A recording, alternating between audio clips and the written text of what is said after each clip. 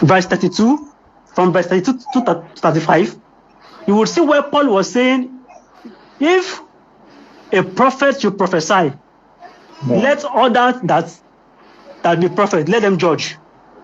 Let them judge that prophecy. Now, what Paul is saying is this. Imagine young Christian thoughts or young Christian apologetics are in the church, and then you have a wife, and then you prophesy, and then your wife is the one judging your prophecy. That's disorderly. That is not how God created it in the beginning. Why? Because the man was not created for the woman. That was what Paul was referring to in 1 Timothy. It was the woman that was created for the man. So therefore, it's a disorderly arrangement for a woman to judge the prophecy of her own husband. So that's why Paul said, this is not how to do it. It's in a disorderly form. Let the woman in that respect, let them keep quiet. And when they get home, let them hug their husband. So when they get home, they can then table the prophecy before their husband or discussion, and they can both trash it out. Don't come out and disgrace your husband openly. You are dishonoring your husband. If I could really quick, and it's in its disorderly form. Yes, you can comment, please. Yeah. To apply this to like a modern context, imagine the pastor speaking, and all of a sudden he just gets asked a question by someone's wife, but he's preaching, right? He has to go uninterrupted. So that's why the wife should wait until home and then ask her husband, and that implies that doesn't leave the husband scot-free. He should know the Bible himself so he can answer his wife's question. So that's supposed to go together there to keep order in the church, like you were saying. Exactly. Do you have anything to say?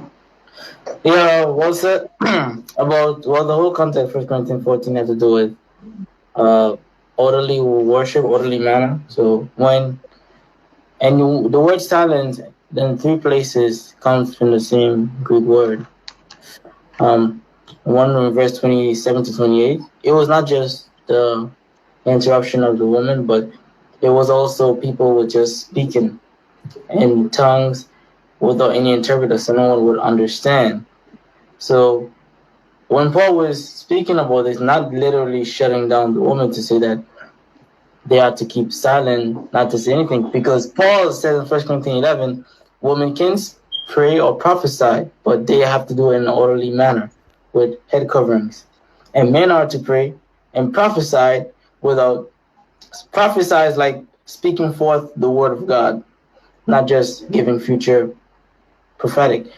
So that's exactly what Paul was implying. And even in the last verse 40, everything was done in an orderly manner. So can this verse still apply? Of course, because if we see in modern churches where we see a lot of confusion and then women are being too distracting and trying to usurp authority, then we can use this verse to say that according to what Paul said, in this manner, because of your interruption and your confusion, you are to humble yourself and keep quiet.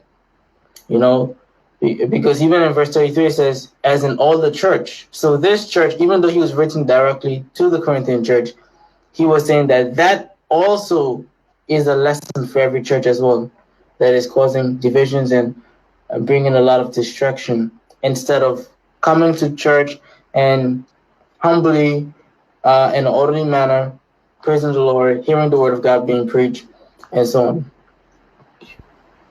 That is wrong. Paul's contradicting himself. Misogynist, bro. Paul, you misogynist. What's wrong with you?